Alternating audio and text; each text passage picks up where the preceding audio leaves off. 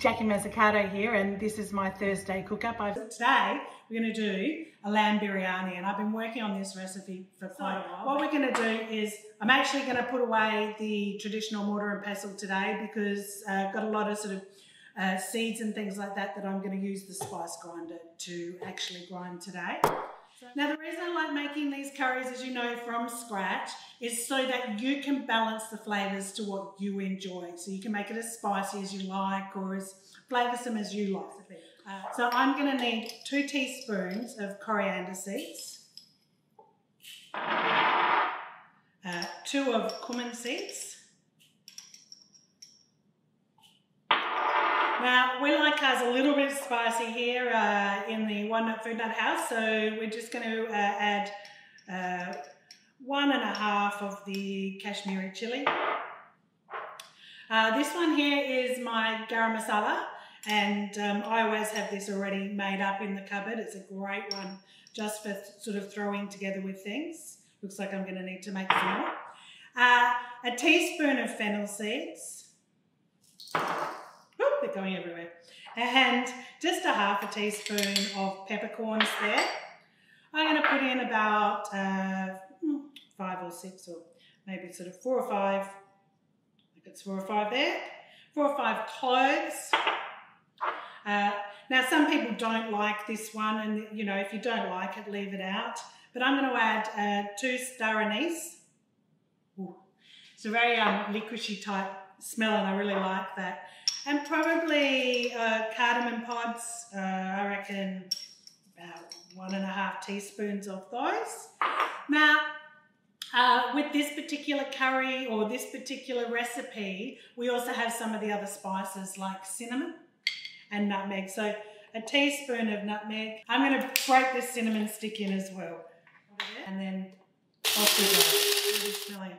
So what we're going to do first off is we need to marinate our meat, but I've still got some other ingredients that I want to put into this marinade sauce. So I'll start with a cup of yogurt. I'm going to add a cup of milk. We're going to throw a roasted chili in, seeds and all. As I said, we like it a bit hot. If you don't like it hot or you're feeding it to the kids, leave the chili out. In goes our garlic there. And there's about a tablespoon of roasted garlic there. And again, you want about the same of ginger. I've got the juice of 1/2 lemon. It's a very juicy lemon. And some of the lemon rind. I hate wasting the lemon rind. And what the yogurt and the milk and the lemon will do will tenderise the meat. So you ever wonder why when you have an Indian curry the meat's so tender?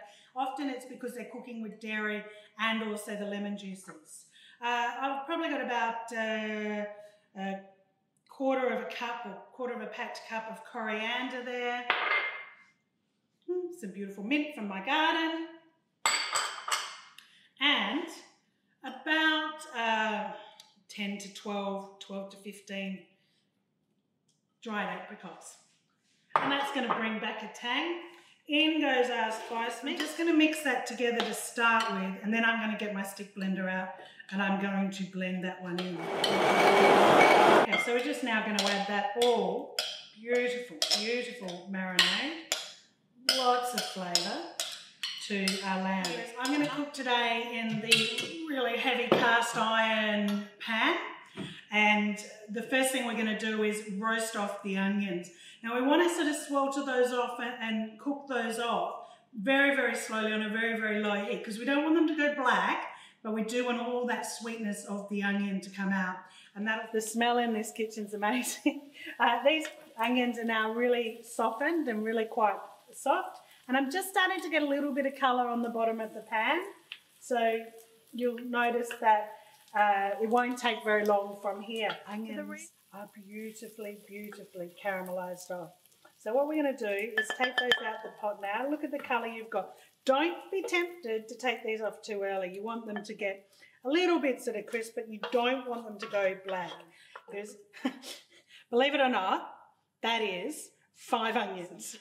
So in go, I've got about 1/2 cup of sultanas and a cup of cashews. Now these are unsalted raw cashews because I don't want the salt in these to upset the balance of all my other flavours. So in goes our lamb now that we've either had marinating overnight or, but you know, at least sort of 6 to 8 hours. I'm just going to brown that up.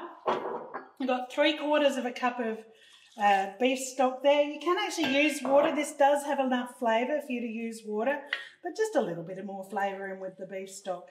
So now I've added the beef stock. I'm just going to put a little bit of salt in here.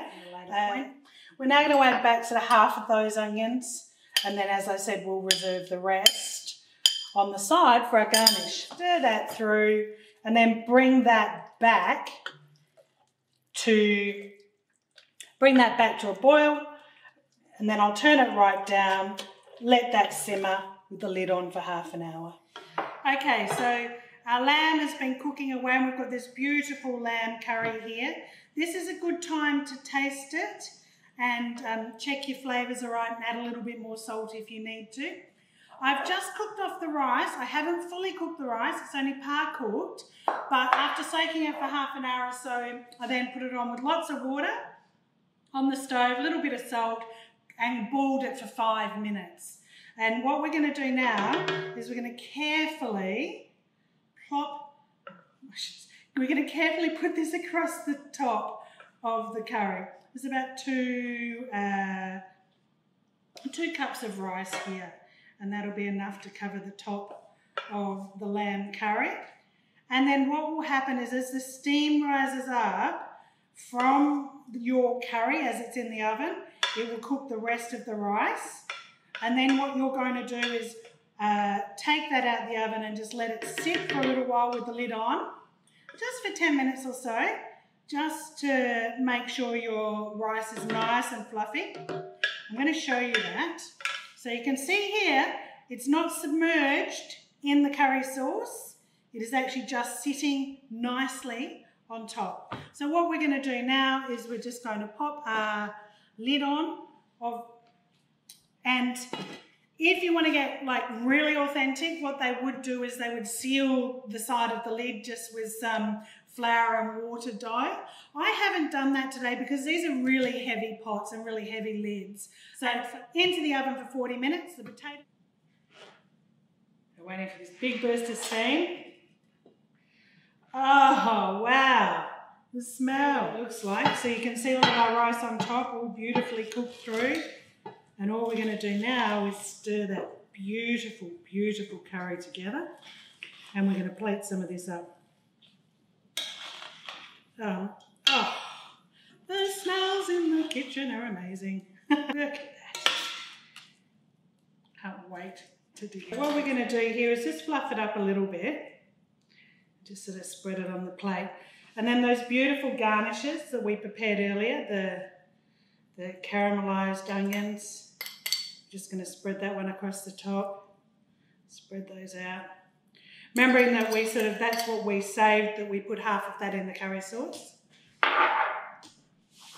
And then those great toasted off cashews and sultanas.